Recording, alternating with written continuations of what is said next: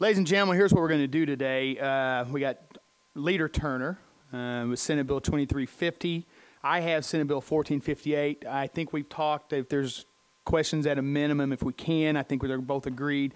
Also, then we're going to jump right into the Telecom rewrite subject matter only hearing. We don't have as many people today speaking, so there is a committee after us. So I would ask, please keep your comments to a minimum today, just because of the other committee as well. We're going to jump into the Telecom rewrite subject matter only hearing. As you know, the legislation is still being drafted, so I know there's going to be some questions today. Some of you members have talked to me, so we have allowed for that. I've asked the Attorney General's office to be here as also Paul Aschiazza. I'm glad to be back here today too from AT&T, but we're going to get to them later. We're going to go ahead and bring up, though, the Illinois Retail Merchants Association, Mr. David Veit.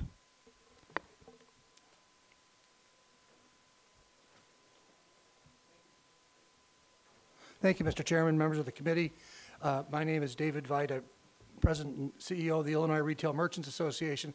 However, today I'm here as chair of the Illinois Partnership for the New Economy and Jobs.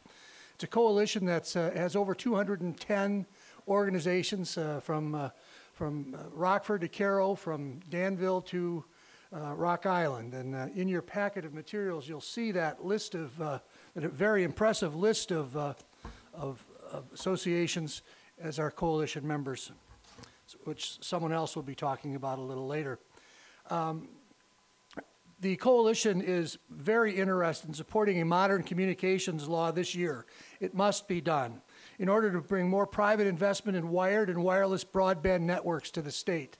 For the retail community, whether you're at Moxo's where you see the iPad with the little cube on it to send wireless transactions for your Visa and MasterCard, whether you're at the AT&T store downtown Chicago, whether you're at the grocery store, all of those kinds of businesses are dependent today on broadband, on wired and wireless broadband.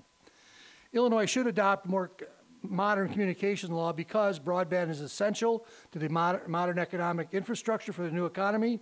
It will create jobs across all sectors in the Illinois economy, and the state's communication law expires this year, and Illinois can update it to new technology to make more investment, which will bring more broadband to Illinois, which means more jobs in Illinois. A recent study from Navigant Economics estimates that broadband investment in Illinois in the years 2010 and 2011 created more than 13,000 jobs in Illinois. And they're projecting that, I should say, they have also projected that there are 20,000 jobs created just by the apps that are being created in the state of Illinois.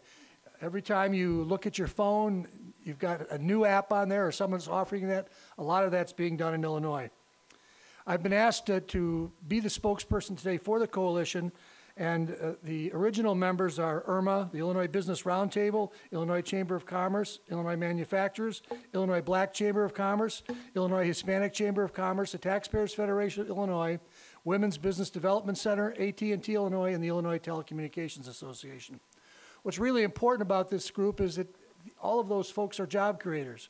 And I think what's really captured the attention of folks is that this goes across all economic and demographic groups across Illinois. Today, broadband is essential to education, public safety, healthcare, agriculture. Virtually every facet of business, every facet of public service is impacted by the legislation which you will be considering. Just to name a few of the other members who are part of the coalition to show the broad spectrum: Chicago Urban League, Illinois Farm Bureau, State Medical Society, Hospital Association, Firefighters, Chicago Healthcare Council, Misericordia, the Metropolitan Mayor's Caucus, the South Suburban Mayors and Managers Association, and Senior Services of Will County.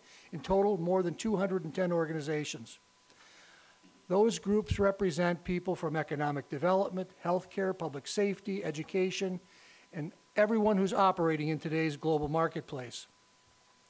I asked my wife not too long ago, do we have a wired phone or a wireless phone? She said, I don't know. I said, do we have a number you can dial? She said, yes. Is that number transferable? Yes. Well, ours happens to be from Comcast because AT&T isn't in our neighborhood yet because they don't have the funds to spend to our neighborhood. In any event, no one knows the difference. Everyone knows that they get a dial tone, and that's all that's important in today's economy. The state continues with a policy that continues to require investment in outdated and outmoded in-the-ground wired technology. It really is going to slow the expansion of broadband throughout the state.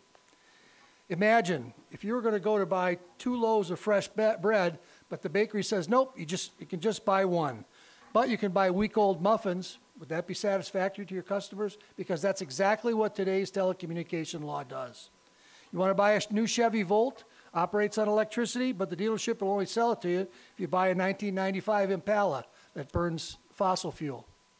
That wouldn't be very satisfactory to your constituents.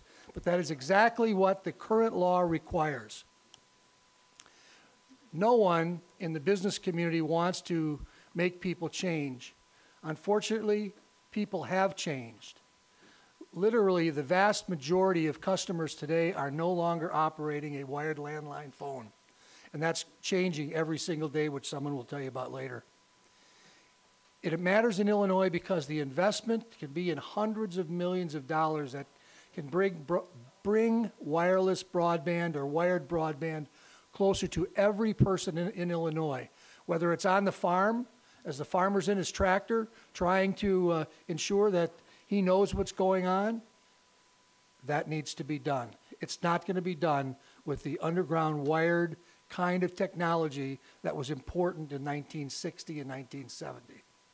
Our laws remain stuck in the past today, and it's imperative we beseech you because we need to be competitive in the global marketplace, not just in the Midwest marketplace. The technology that can be brought to business in Illinois is what will help us meet the demands of 2020 and beyond. And it's up to you, our elected officials, to ensure that Illinois is appropriately built for the coming years and business as it's unfolding. I would be happy to answer any questions. Any questions for Mr. Veit from the committee? Mr. Veit, thank you for being here. I know short notice, but I really appreciate you representing all the other groups. So thank you, Mr. Veit. Up next, I'm going to read the witness slips into the record. We're going to go proponents, what we think are proponents, and opponents, and then finish up here at the end. I'm going to do Neil Flynn from the Cable TV and Communication Association, proponent. Paul Lasciaza, AT&T, proponent. Alan Grosville, Environmental Law and Policy Center, proponent. Mark Densler, IMA, proponent. The opponents, let me see if I got everybody there. The opponents, Paul Wright, IBW 21, oral testimony if needed. We will hear from Paul here soon. Just handed these from Ken TV, Keep Us Connected, Illinois NATOA. Barbara Popovich, opponent, oral testimony if needed. Ross Rowe, opponent, oral testimony if needed. And Carter Persky, opponent, oral testimony if needed. And one more, Michael Hofstetler, proponent, 1871 group. That's who we're going to call up next, the 1871 group. If you would come up and state your name for the record, please. I'm Mike Hofstetler. I'm the vice president at 1871 in the Chicagoland Entrepreneurial Center. Representative Phelps, members of the Public Utilities Committee, I'm honored to be here today to speak about the amazing things that are happening at 1871 and across the Illinois tech community. For those of you who aren't familiar with 1871, it's a digital tech hub based in Chicago's Merchandise Mart that is home to 225 digital startup companies. In addition to our companies, 1871 also houses 3 venture capital firms, 4 major universities, and 2 incubators. 1871 is operated by the Chicagoland Entrepreneurial Center, the CEC, which is a nonprofit that supports entrepreneurs on their path to building high-growth, sustainable businesses. 1871 celebrated its first birthday last week, and I'm excited to share we have done significantly more than just help these entrepreneurs move their companies out of their parents' basements. 1 year and 225 companies later, our companies have collectively created more than 800 jobs. Our tagline at 1871 is where digital startups get their start. The goal for these companies is to grow and move out. So far, 8 of our companies have grown out of our space, into their own offices, and 10 have indicated that they will be moving out into their own space in the next few months. We expect even further growth from what we call our alums. Last week, we were joined by Governor Quinn and Mayor Emanuel to announce that in addition to these jobs that were created, our companies accrued nearly $30 million in capital investments and $13 million in revenue. Read that as taxable income. The best part is that we're just getting started. We've just scratched the surface of what we can do. Over the next year, a projected 1,342 more jobs will be created by 1871 companies. There is nothing more important to the growth of Illinois' innovation economy and the jobs it creates than access to mobile, high-speed internet. When members are accepted into 1871, they are given the option to have a VoIP landline phone. Today, not one company has taken us up on the offer. 100% of our member companies rely heavily on mobile technologies to operate day to day. Not only are our companies using mobile to build their businesses and operate them, many have entire business models based on mobile, and they are providing valuable services to Illinois businesses and residents. If you ask any venture capitalist or investor about investments with the highest growth potential, they'll tell you social, local, and mobile. Today, almost 20,000 Illinoisans are employed in app development, which has an $850 million impact on the state's economy. One of the 1871 member companies, Spot Hero, has an app that allows you to search to find available parking options around the city, and recently received $2.5 million in funding to help their growth into other markets. Toodaloo, a web-based and mobile-based credit and loyalty platform, was acquired by Spring Marketplace in January, and Everpurse, a company in 1871 that invented a purse that can charge smartphones, recently grew too big and has moved out into their own office space. Another great Illinois success story is the CEC's recent recipient of our Momentum Award, Braintree. With 100 employees and nearly $70 million in funding from venture firms such as Excel Partners, Braintree is the fastest growing platform for online and mobile businesses. Braintree is now processing more than $5 billion annually from over 3,000 merchants, $1 billion of which is on mobile.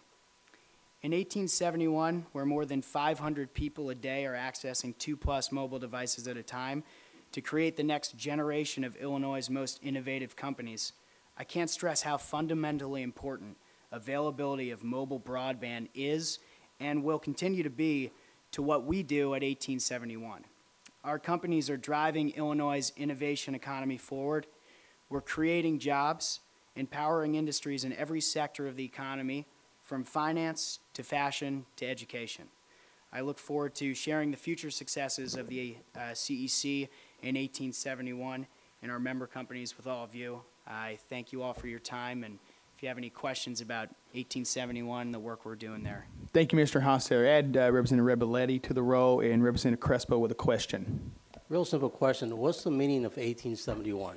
So 1871, if you ask people, the story of 1871 isn't the Great Chicago Fire, but the innovation and rebirth in Chicago that took place afterwards. So we're trying to celebrate a new generation of innovation and entrepreneurship in Chicago. Thank you. Any other questions from the committee? Seeing Mr. Hostetler, thank you for your time. We're going to go to the CAN TV part of this. Barbara Popovich, please come forward. And I know you had a couple colleagues that wanted to say some brief comments as well.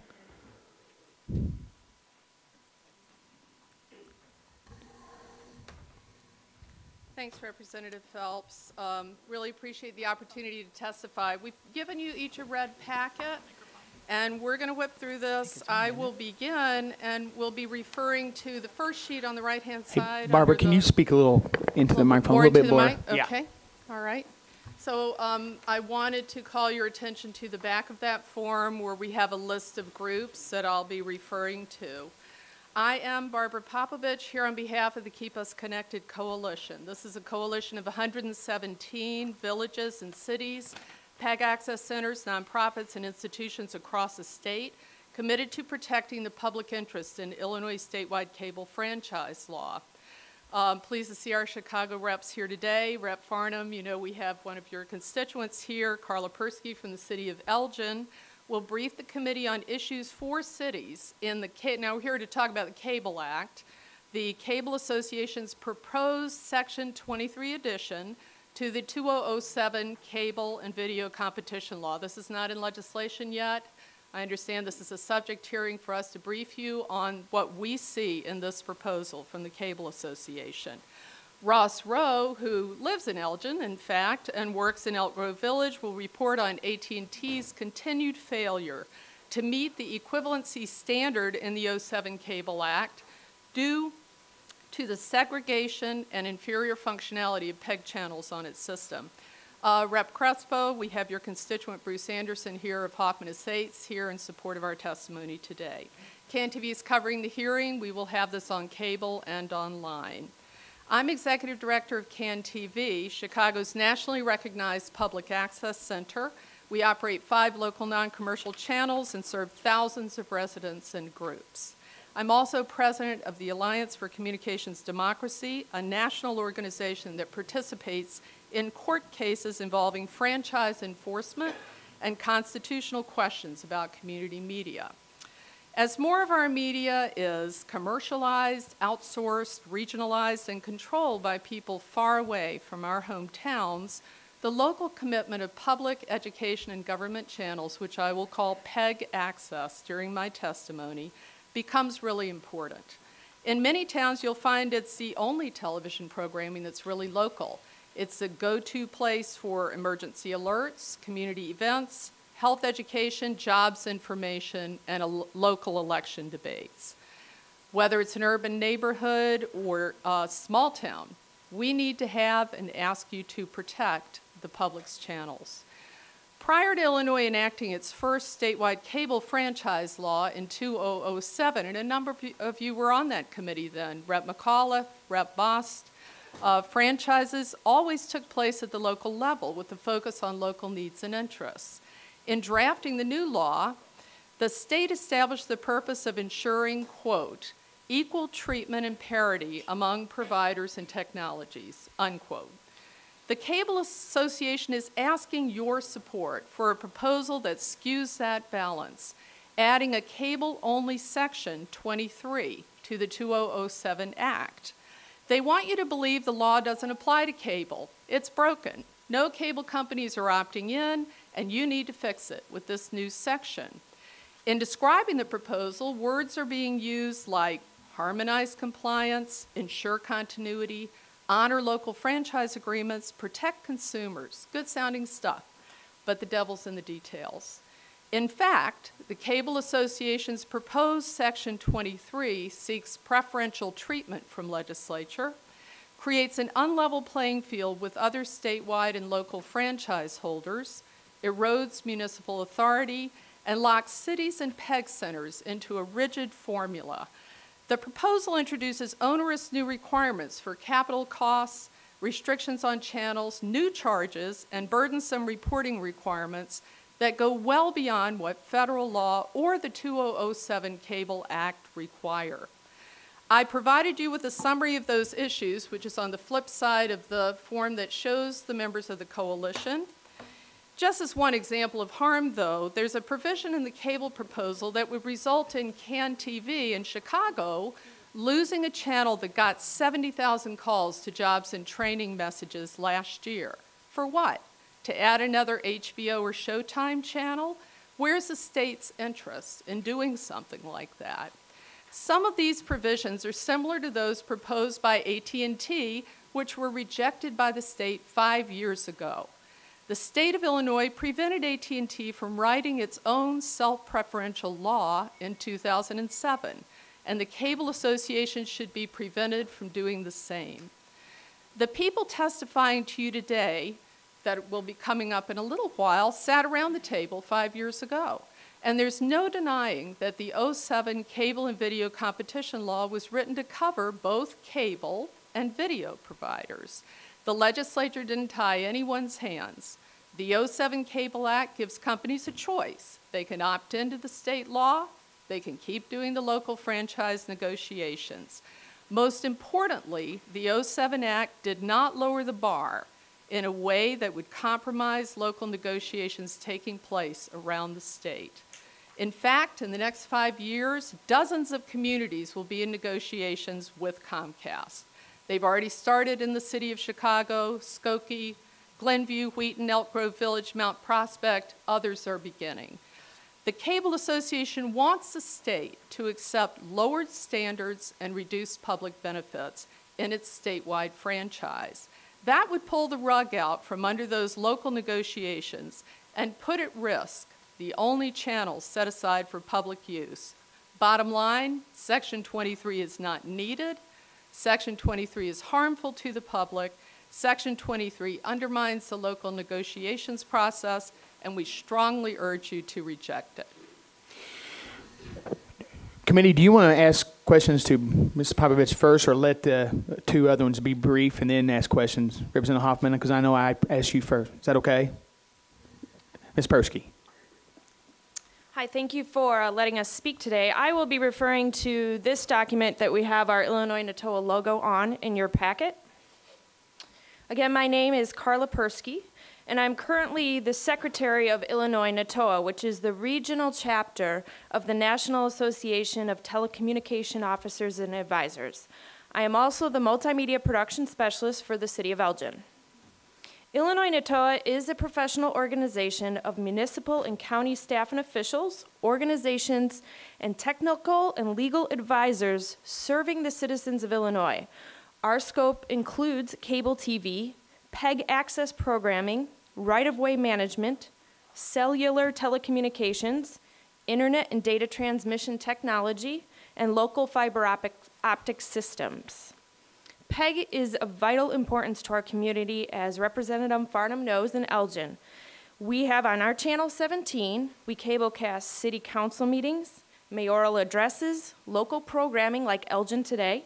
We also feature city projects like the new Riverside Promenade and events such as the 4th of July Parade, which keep our community informed about what is going on in Elgin. Since internet access in the home can be cost prohibitive, many of the elderly and those who rely on the library or other free hotspots to access the internet still rely on television as their technological lifeline to the outside world. In addition, many of our local communities just recently experienced the need to provide immediate and necessary information to local residents with the recent flooding in the Chicagoland area. In Des Plaines and other communities, the PEG channels were extremely important in conveying emergency updates and notifications, including evacuation information, traffic notices, community resources, and public safety notices. In Northbrook, during a water boil order, residents were notified about the order, but they were then referred to the access channel for information to answer questions that otherwise would have been jamming their 911 call center. I am also speaking on behalf of all those Illinois NATOA members that could not attend the hearing with us today, as well as many more communities that cablecast and are not members of NATOA. In my comments today, I will be addressing key issues before you in relation to the sunset of the Cable and Video Competition Act of 2007. The Cable Association is asking that you approve a new cable-only section of that law. Illinois NATOA urges that the Illinois General Assembly reject the Cable Television Association proposed Section 23 addition to the Illinois Cable and Video Competition Act of 2007. In your packets, you have details on some of the key problems with the Cable and Telecommunications Association proposal. I will quickly summarize those issues. All Illinois NATOA members would lose PEG channels under the cable proposal, which imposes restrictive requirements that even many commercial channels can't meet. A similar requirement was rejected in 2007. The proposal is seeking to shrink the cable footprint at the end of a local franchise term. Without universal service, currently unserved areas could remain unserved, regardless of the level of development in those areas. The proposal can reduce or eliminate municipal authority if it conflicts with existing right-of-way ordinances. The proposal eliminates compliance with right-of-way ordinances that require payment of liquidated damages. There is no need to change the current law. The proposal dilutes protections currently found in state law regarding the emergency alert system and subjects municipalities to potential lawsuits if the cable operator believes there has been negligence in the use of the EAS. There is no need to change the current law. The proposal would eliminate municipal oversight regarding franchise transfers and renewals. These oversight rights are granted to franchising authorities under federal law. I also want to note 4 concerns of Illinois NATOA in relation to AT&T's proposal. We oppose AT&T's attempt to diminish the cable and video consumer protection law. The consumer protection standards currently in effect are working and the current needs of consumers. We strongly oppose AT&T's continued segregation of the PEG channels in an inferior format that fails to meet the equivalency standard in the law. My colleague Ross Rowe will review that issue in more detail, and we support his comments. We oppose AT&T's attempt to eliminate reporting requirements regarding build-out and complaints. Existing requirements should be retained. We strongly encourage inclusion of municipalities in relation to the length and conditions that attach to the renewal term to assure that local needs and interests are addressed. In closing, much of what I've testified about today is the industry's attempt to erode public protections in the Cable and Video Competition Act of 2007. We urge you to reject that approach and support a renewal that protects the interests of the people of Illinois. Thank you for allowing me the time to testify. Thank you, Ms. Persky. And Mr. Rowe, please be brief. And I appreciate it. Yeah, go right ahead. State your name, please, too, for the record. Thank you. My name is Ross Rowe. I am the cable production coordinator for the village of Elk Grove Village, and I want to thank you for allowing us to speak to you today. You have already heard from my other colleagues about the problems that exist currently with AT&T and their UVerse system in the way they present PEG. I'd like to give you a little practical example of how that works. In the folders that we passed out, you will find a PowerPoint that says problems with AT&T's UVerse PEG system. To illustrate what's going on for those of you who may not be AT&T subscribers or know anything about the issues that we're talking about, right now AT&T's, the way they deliver their PEG product is a violation of Illinois state statute, specifically the statute that was passed in 2007. At present, what viewers have to do is they have to go to channel 99 on their system, and when they do that, they are presented with a page, and then after that, a listing of the cities that AT&T serves and shows on their PEG product. You have to scroll down that list until you find the city that you want. Then you have to click on that. Then another page comes up listing the PEG channels that are specifically on for that community. Once you find that, you click on the one you want, and then another page comes up with a screen that shows you that particular PEG channel. Now, there are inherent problems with that system. First of all, you cannot do a DVR recording of those channels. So there is nothing listed in the program guide about the channels, and if you tried to record those channels, as you saw on the first page here, you simply get a page saying it can't be recorded. That ignores both our viewers, and it ignores the law. Since the channels are hidden, they are not of the same visual, audio, and functionality that the Illinois state statute provides.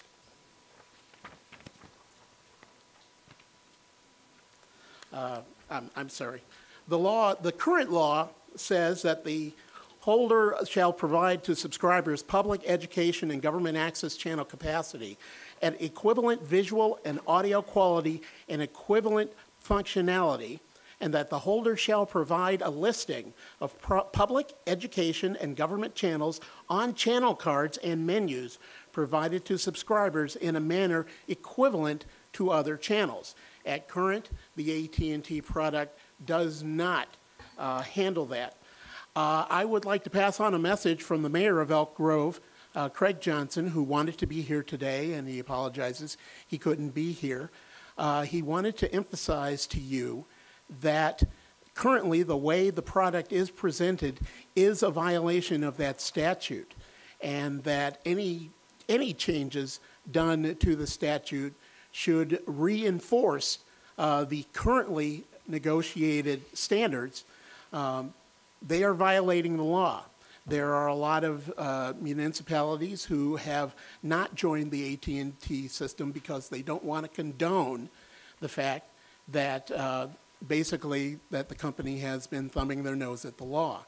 And so we encourage and implore you to look at the statute, look at what they're doing, and act appropriately.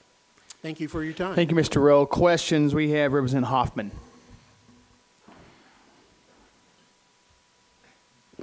Thank you, Mr. Chairman. I have just a couple brief questions. You made reference to Section 23. Yes.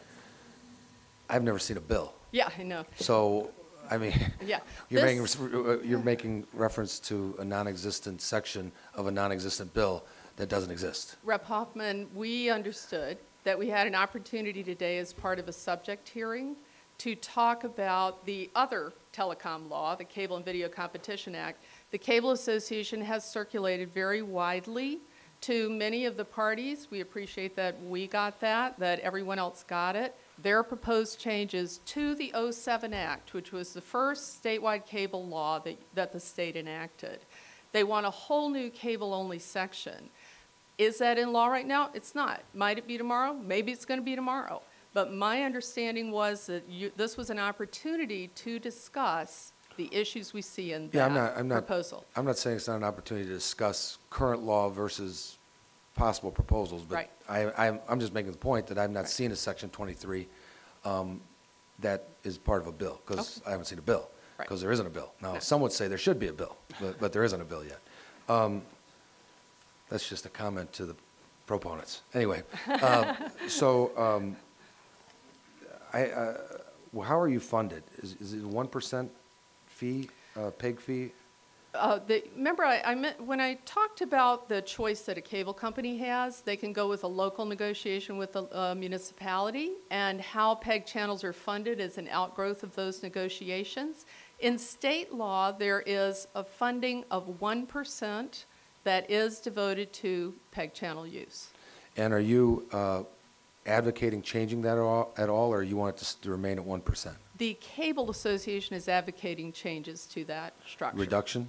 Yeah. Well, we believe it would certainly be a reduction, yes. Well, in today's world, I mean, you can take video with your cell phone, you can put things on YouTube, you can use the internet. Mm-hmm. So aren't your costs actually decreasing as time goes on? You know, it's interesting because equipment does get more affordable. Something we do at CAN TV is we do a lot of training. So we're really putting the tools in people's hands. When you see that long list of groups that I handed out, a lot of those people are learning how to do this. So we're a training center. When we talk about placing people in jobs and training, we're working with hundreds, literally hundreds of local nonprofits that are working on healthcare, working on jobs. So while you have this multiplicity of platforms, you don't have a lot of places where you can do things. SCORE Chicago, which are the retired business people of Chicago, told me they went all over the place, and they were unable to find a place to actually do their programming until they came to CAN TV. They then put it on every other platform. They put it out on Facebook. They put it out on Crane Chicago Business, did a SCORE Chicago Question of the Week. Now, these are retired business people. So we're not talking here about one group or a group. We're talking about folks you would think, well, gee, they should have access, shouldn't they? They didn't. Well, I'm not saying that we shouldn't have PEG channels. I'm just wondering, with today's technology, whether or not that 1%, maybe it could be decreased and more given back to the consumer. I'm not advocating it goes to the companies. Right. But I think with today's technology and the use of telecommunication equipment, whether it's phones or iPods or iPads or whatever they got right now, or YouTube. I just wonder if as much should be given towards the PEG channels. I am a consumer too, and I've seen my cable bill go straight up. Having done this for 25 years, I'd be willing to venture a bet that you could close all of the public access channels in Illinois and not see a 1 penny decrease in a bill. What you see when you do have that set aside of funding in channels where it exists, and some of the reps here know that they have this in their community, is you see some pretty special things beginning to happen. So it opens the door to this local content that is excluded from so many other media. Thank you. Glad sponsor Berg made it. Kelly, thanks for being here. 2 more questions, Representative Sullivan and then Representative Crespo. Representative Sullivan. Excuse me, Barbara, what is the annual budget for your group, CAN TV? CAN TV is about 2.3 million. We're one of the we are the largest in the state. Okay. Most Yeah, are I've looked much at some smaller. of, in researching that, I've looked at some of the programming in Springfield the other day. So you have 2.3. What do you think you have in reserves? We have put aside reserves for hopefully a purchase of a building. We put a year's worth in reserve. We have found, we recently went through a situation where one of the cable companies went into bankruptcy and were unable to pay. We were able to self-fund getting through that rocky road without asking anyone for anything more because of the responsibility of our board in putting funds in reserve. I know that the reserves have gone down because of that period of time and because of decreasing funding over the last franchise term. So we, with the year, which is a couple of million, and then the funds for a building, which I think will be inadequate, we're at probably about 3-4 million in Chicago, which is very intentional, by the way, to make sure that we are not asking for more when times get tough, and they do get tough. Why are you waiting on a building with depressed, I mean, one of my other backgrounds is real estate. Why wouldn't you be looking to build a building now? And I realize part of your reserves are for a building fund, and I get that. Right. We definitely would not, I think building new is out of our, we've already figured out But you've been doing this for many, many years. What's the holdup? What's the wait? We may have to, you know, we don't really want to rent elsewhere because it's so difficult to move. But what we found in Chicago, our current owner has been in bankruptcy. So the instability that that brings to the community who relies solely on us is what concerns us. That we believe, and I understand the market's been crazy, and it hasn't necessarily gotten more affordable, but we feel it's our responsibility to seek out stability in the long term. So of the fees that we're talking about that potentially there would be a disagreement, I guess, on whether to reduce or increase, what does that fee make up in your total revenue? I mean, what percentage do you think the provider fee is in your total revenue? Oh, cable, historically for PEG centers, the cable agreements are 80% of the funding. That has always been the case. PEG centers are a product of federal law. I mean, they're formed through federal law. So embedded in the cable regulatory structure is that set aside of channels and funding. So the majority of the funding is from the cable providers. It seems like the funding might be higher than 80%, but do you do any fundraising? I mean, I know a lot of different entities, charitable organizations do fundraising. Do you? We are, what's the name of it? It's a charitable, I forget the name, but there are very difficult for us to raise funds because the majority of the funding is from cable. We do some, and we have a little bit of earned income. So there's a little mix in there, but I think we're about at 80. You know, interest rates are nowhere, so, you know. Looking at the Illinois Charitable Organization Act, it looks like you're about 97%. Of our funding from cable? Yeah. No, I think not, but I'm willing to look into that. Okay. How much do you spend on fundraising then? We are really focused on service. We are there to provide this training, to develop the channels. We believe that once the cable funding has come to our center, that that's our mandate, that we need to deliver as much service as efficiently and as well as we can. And I think our Chicago reps have observed the work that we do. And, you know, that really is our focus. I've seen Nonprofits have entire development departments, and you begin to wonder if every dollar donated is just going to pay people. Sure. Well, I bring that up because we have reports from '09 and '10 that says that you guys average $50,000 in expenses to raise $4,000.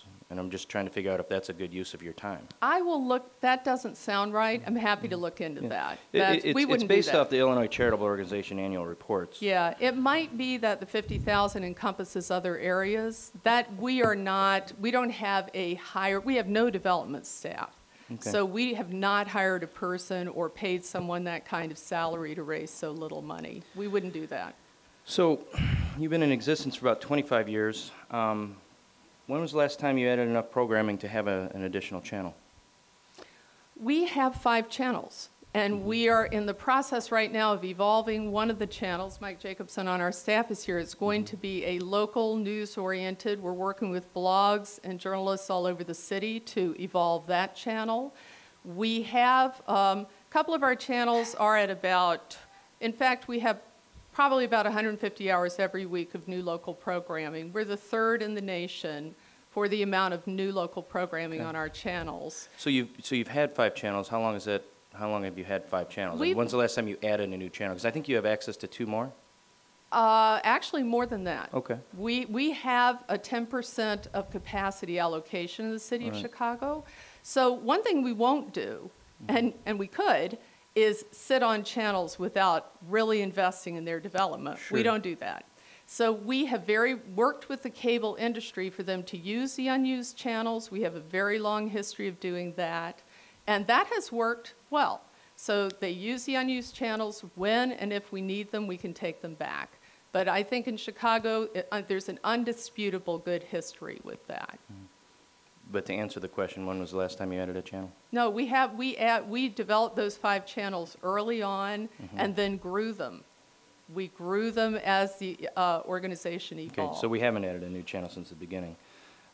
It just seems like if you got $5 million in the bank, and I know you quoted $3 to $4 million, but your reports say $4.8 million, you would think that maybe you would be using your time to add more product, more channels, rather than spending money on trying to raise money, which you can't. Well, products go beyond opening channels. Sure. Products are training. Products are services we provide to nonprofits. I'd be happy to have you come and see what we Certainly. do there. Oh, I that'd be mean, great. it's inspiring. I think there'd be Well, thank you for your time. Thank you, Representative. And with that offer, I think there'd be some people from the committee would like to go online as well. 2 more questions, Representative Crespo and then Vice Chair Tepetti. Representative Crespo, quick question. Thank you, Chairman. And Carla, in my district, nice seeing you in Springfield, and Bruce from Washington Estates. Just 2 points. You made reference to the UVerse and AT&T and the PEG channel being in violation of the 2007 Act. Obviously, as we move forward, that will be a concern of the committee, I guess, that we want to make sure that whatever the Act has is followed as intended. I'm pretty sure there'll be some more conversation on the PEG channel with UVerse. I've heard different things, so we'll hear more about that. Now, going back to the PEG channel, and please understand, I'm not advocating that we get rid of the PEG channel, but I think we need to be reasonable as well and understand what value does it add today with technology the way it is. I can tell you, as personal experience, I've seen different PEG channels from different communities. Some are definitely high-quality programs. Some are, excuse my term, a piece of junk.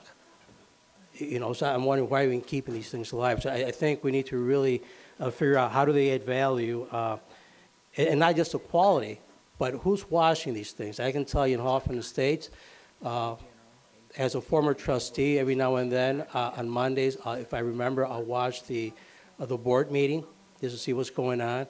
And if there's an event that was filmed and I attended, I might want to see that just to see how I look on TV, I guess. I don't know. But the question is, who else? And I've been asking several folks, give me some numbers. What I'm giving you is just anecdotal. I would like to see, in terms of PEG channels, where's the value? Because I know we're talking about whether UVerse did this or that, but at the end of the day, the fundamental question is, what does this PEG channel do in terms of adding value? We also need to keep in mind that technology changes, consumer needs change as well, and we need to adapt to that. I just hope that both on your side and the AT&Ts and Comcast, that we don't get to a point where it's just protecting our turfs, and we get to this point of paralysis by analysis, and then it just gets harder to do something. So as we move forward, I'm pretty sure those will be some of the questions that I know I'll be asking. So just keep that in mind. Thank you. Thank you, Representative. Representative Petty. Thank you, Mr. Chairman. And as the Chicago rep, I certainly appreciate what you do every day for the citizens of the city of Chicago. Having said that, and I'm looking at the list of having said that, I'm looking at your list of the individuals who purport to be members of the Keep Us Connected Coalition. How did you develop this list? What did you do? What information did you provide them with? And again, I'm a little curious because there is no bill out there, so what exactly did you tell them? Well, there's a history here. In '07, there was the first statewide cable bill, and there was an even larger coalition at that time. And when this began to surface, the sunset of the Cable and Video Competition Act, the Keep Us Connected Coalition reformed around the issues that it originally formed around. Each of the groups were in communication, talking about the things that they're concerned about. A lot of the groups you see there, the cities, the villages, certainly the nonprofits, are using the channels that we're talking about today. So I think it's very important just to keep in mind that while some communities may have weaker PEG channels or no PEG channels, some have PEG channels that are very much a part of the communications infrastructure ecosystem. They really are very vital, and those groups understand that and they want to see that protected. So would it be fair to say that once language does emerge, that many, if not all of these groups may be in support of the proposition? Is that a fair statement? So, well, it depends. I mean, the '07 Act, I think most of them know what came out of that. I would be willing to venture a bet that Section 23, as proposed by the Cable Association, would have a lot of opposition from that list. Okay, because the one that jumps out at me specifically is the Cook County Bar Association, which, as you know, is the oldest African-American bar association in the United States of America, of which I'm a member. My mother is a former president. But I do note that the Chicago Bar is not listed, nor is the Illinois State Bar. Do you know why? Well, they both use us, and frankly, time. We just ran out of time I'm in communication with the Chicago Bar. They're very supportive. Larry Suffrenden has... They're supportive of what? Of the Keep Us Connected Coalition. And I think if you know Larry, ask. But I can tell you the judges are in right now doing a show. So they are talking with us all the time. Dartisha Pitts is a board member at CAN TV. So they're very much paying attention to what's going on. I can tell you the State Bar, Chicago Bar, they're all involved. Thank you very much. Thank you, Vice Chair. Any other questions from the committee? If not, appreciate your time. I know we'll be hearing from you again. Thanks, Rep. Phelps. So we've got I found us a few more time because I know there's some questions coming up. But Paul, I'm going to have you come up real brief if you don't mind. Paul Wright, IBW Local 21. And then next I'm going to have Paul Lasciaza, AT&T, and Sue Satter from the AG because I know there's some questions. So Paul, real brief if you don't care. We got a committee in here at 3:30, but I got us a little more extra time. So go ahead.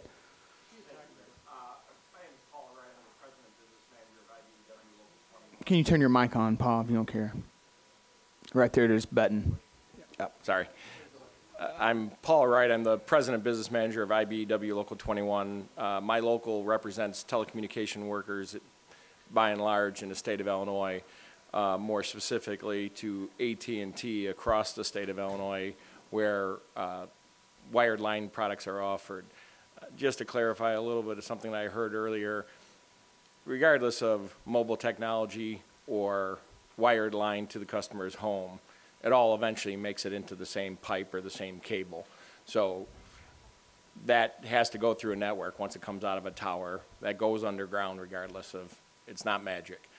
My members install, maintain, and service the customers, your constituents, across the state. The current proposal concerns my local. Local 21 is not opposed to IP wired product. We are very much supportive of an IP wired line product. It's the mobile product and how it bumps up against our wired line in rights of our customers, your constituents, and how they choose. We support AT&T's ability to go out and build a wireline product. And when you build a wireline product, as I said earlier, you also pushing that pipe, as we say in the industry, or going down the path, you ultimately are bringing a mobility product out there. It's when a customer starts to be pushed off of a line that is of great concern to my local. I have currently 6,000 AT&T employees in my local today. Back in 2000, 2001, with AT&T, or at the time SBC's purchase of Ameritech and service quality standards, I had roughly 14,000 AT&T employees. Today I have 6. In 2006 and 2007, with the rewrite on the table at that time and the statewide franchise agreement, I had a little over 10,000 members.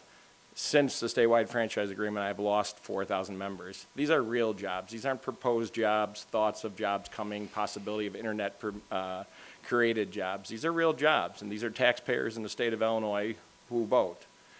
Their jobs are being, in my estimation, threatened by parts of this bill, and it brings large concern to me, and I ask that it should bring it to you as well. Thank you, Mr. Ray. Any questions? And we'd like to get those concerns. I know there's not language yet, but get those concerns to us, please. Go ahead, Representative Boss. Not so much of a question, other than the fact that you got to know my background. My family has a trucking business. And back in the 70s, I used to haul coal. We had 3 crews that would work at 8 to 10 hours a day, not counting the trucks that are hauling the coal in, and there were 5 to 7 different types of coal that households burned. Technology came along and things happened, and those people who were coal haulers before now have other jobs because, and we don't deliver anymore, because times change. When we work and move forward with this, there may not be an opportunity to protect those linemen the same way there wasn't an opportunity to protect those people who deliver coal to houses. But is there something that your industry is doing to look to train them in other areas that you could still hold on to employment somewhere, if this would go about? I appreciate your comment, and with no disrespect, your business, I'm sure, was not a regulated business. Yeah, no. The trucking industry was the most regulated business in the United States. I meant your family's business, and as it grew, AT&T, as it grew, as it went through its divestiture, and as it's reemerged under the SBC purchase of AT&T as well, it's been a regulated company, very successful with it. I'm not trying to hold back technology whatsoever. Okay. IP land-based services are still the standard. You don't drive down 55 and lose your land-based line. It's still working at home. Your family needs you, knows where that phone is. It's still working. To your point, I am not getting my lineman installing the cable via underground to a cell tower or to the customer's home has some work. That's why I'm not necessarily in conflict to certain parts of the bill. Okay. But to the future of where the rest of the work is going, as an example, with the statewide franchise agreement, there was covenants or promises of bringing in work. AT&T lived up to bringing some lower paid entry-level positions into the market. They did. From everything I know, they hit their number around 1,100. And when I say the number back then, I wasn't the business manager. But in that same period of time, a net overall loss of work was 4,000 since then. So if you took the 11 or 1,200 that did come in a lower scale, and very hard to be in a living wage with that, we also lost, when you do that math, we also lost 5,200 good paying jobs with it. To train to the technology, those avenues are not all open. Thanks, Representative Boss. Thank you, Paul. Appreciate it. Mr. Lasciaza and Ms. Satter, please. I believe Representative Boss has a question. I'll let you choose, Representative. Okay, well, why don't we go ahead with Representative Farnham. Go ahead.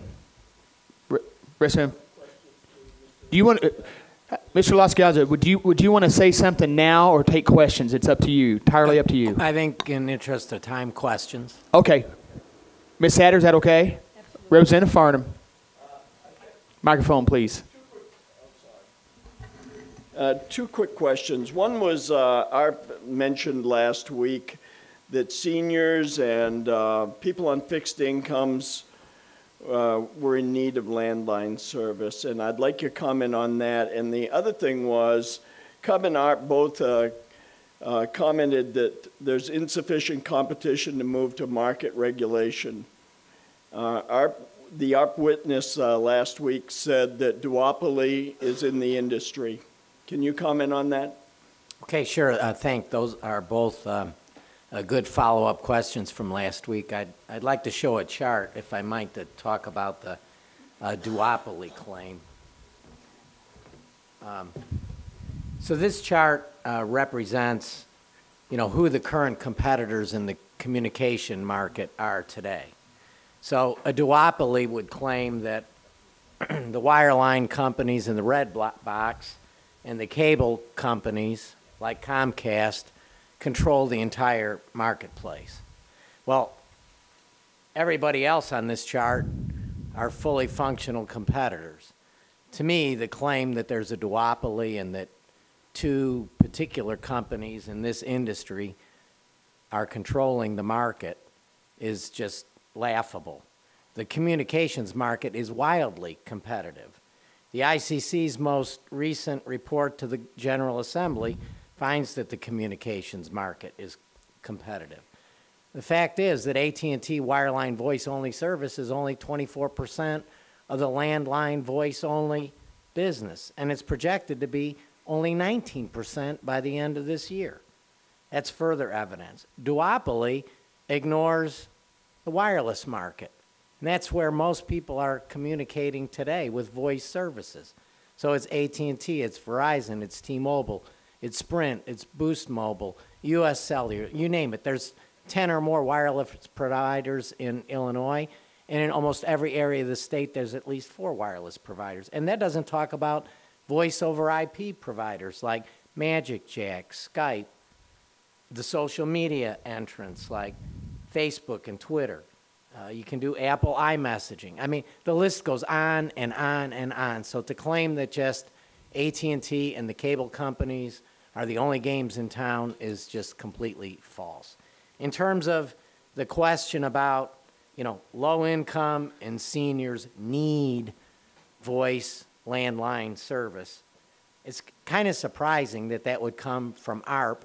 When you go to ARP's website, they sell and market wireless technologies. Sure seems like they've already accepted that the world is wireless.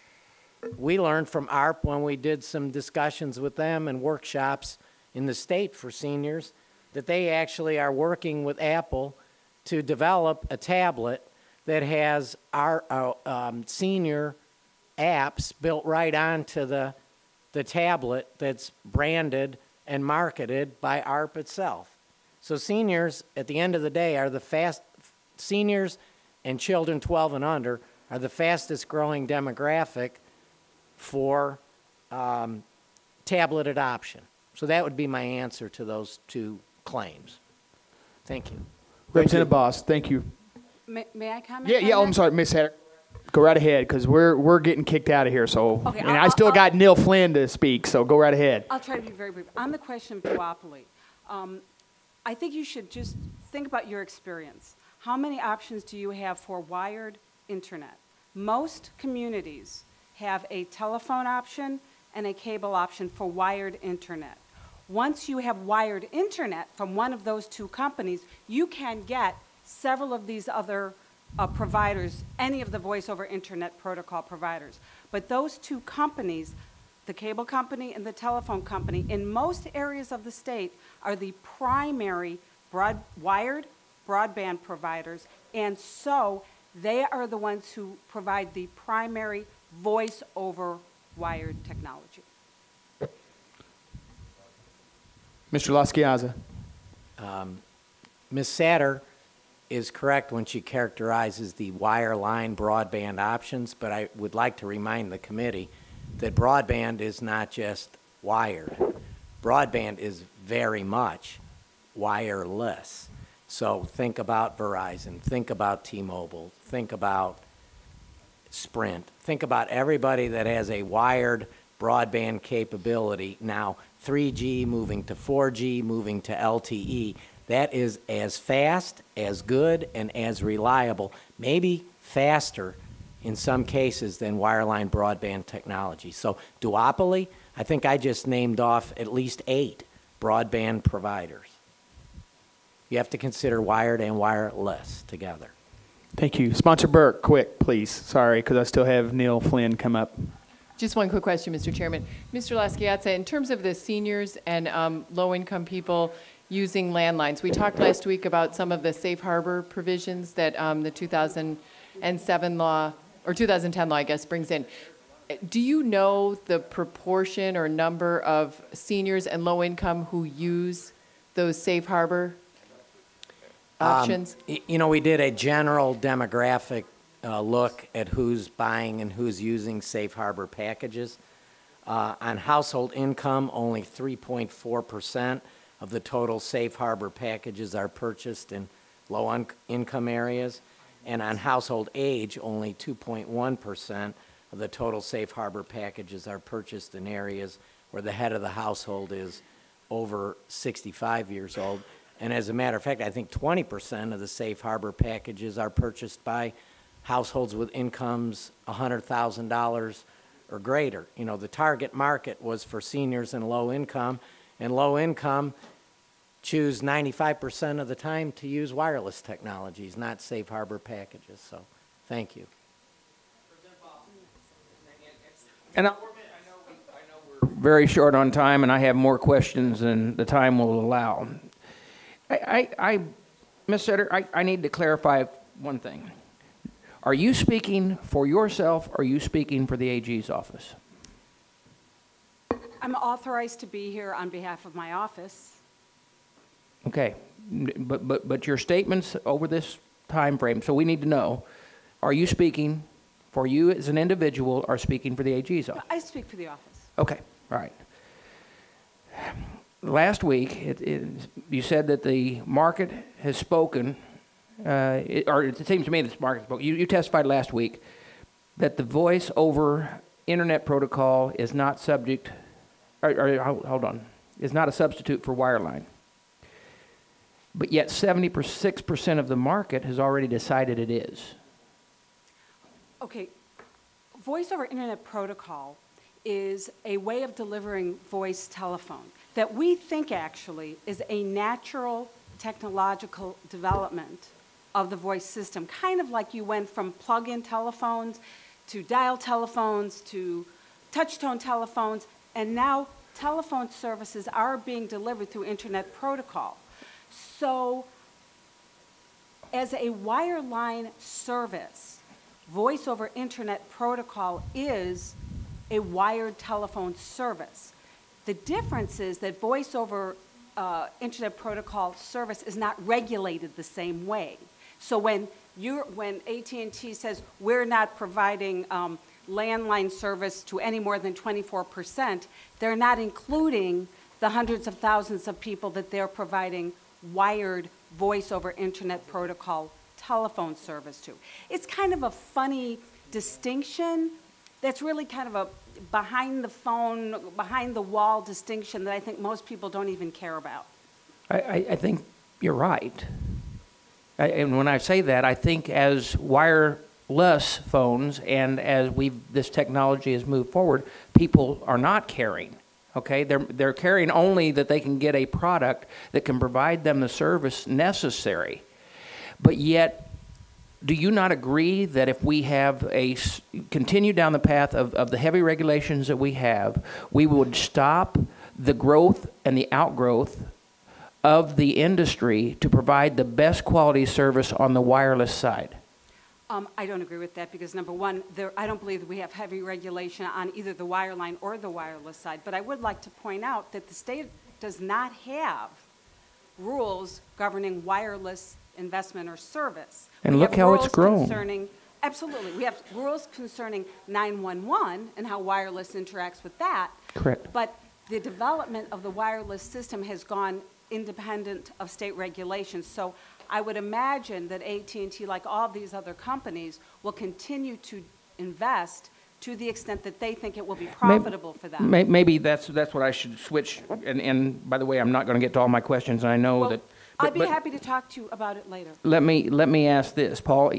What would be your response to what level you could grow out in comparison to on the wireless side to provide those services, and where are you being hampered under the existing language? Well, the existing language impairs our ability to do exactly what Mr. Wright talked about, which is enhance the voice-only wireline network to provide broadband capabilities over wires. So, you know, the law today specifically mandates investment, there's quality standards, there's mandated service packages, and voice packages on the old voice-only technology. I would say that we probably spend 25 to 30% of our investment on the old technology that nobody wants, that if we modernize these laws and put proper policy in place, to your question, we'd be able to allocate that 20 to 30%, of which is of a big number, of a $1 billion plus number, to wireless technologies and wired broadband technologies, whether it's UVerse, whether it's plain broadband lines, or whether it's 4G LTE. So to your point, it's hundreds of millions of dollars that could go to new technologies that are going to technologies that people are abandoning in droves. 40,000 plus a month are leaving. You know, Mr. Wright made the statement that his workforce went from 14,000 to 10,000 to 6,000. I would submit to the committee that the reason that happened, we went from 4.3 million residential access lines, we're down to 1 million, and that's going to 0. That's a lot of jobs going when those lines go. So here's just one quick last question that I just have to ask this because last week, when we first worked on the language to guarantee that the package, the cost-efficient package, I'm forgetting the wording for it, it's the safe harbor package, and both of you were around when we worked on that. Did we not kind of, even without saying it, kind of suggest that it would be for those who have a low income and that would be the case? Yes, Ms. Satter. I don't think so. I mean, okay. I think that the idea was that the landline system has been around for a long time. The costs to operate that system are sunk. They're costs that have been declining over the years. And what happened was we had a system in place to capture that price, those price decreases, those cost decreases. Okay, then I as a legislator obviously misunderstood. So because we were see, why in the world would I agree, whenever I tell everybody about corporate welfare and all this stuff, to subsidize someone or keep them on a subsidized program when they're making over $100,000 a year?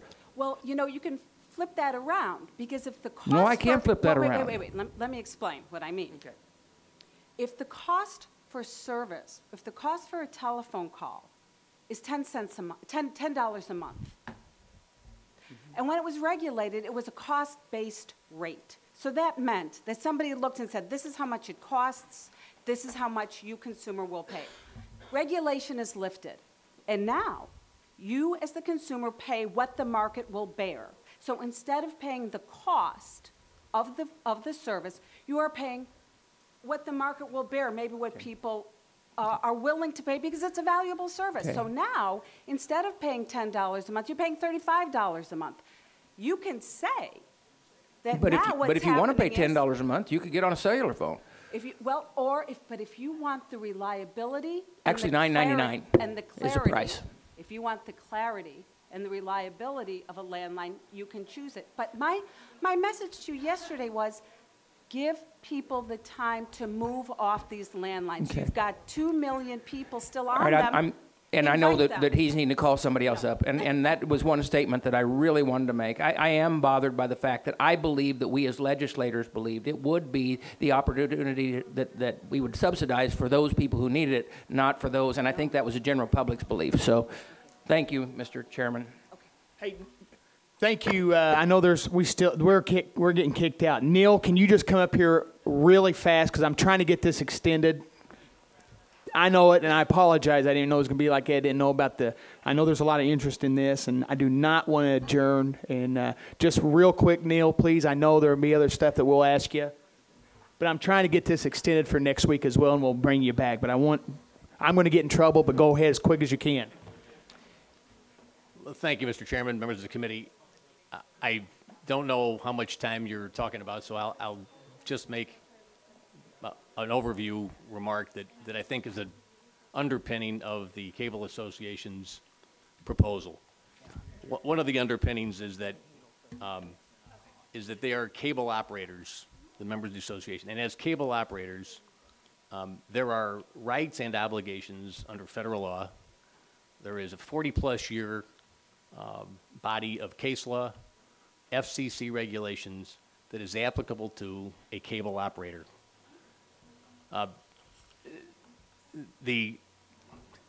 Mr. Chairman, I'll go ahead and start, and you just. You know what? Hey, Neil, let's do this. There's another committee coming. Let's recess, call the chair. I'm going to go talk to the speaker, see if we can't do it maybe this week as well.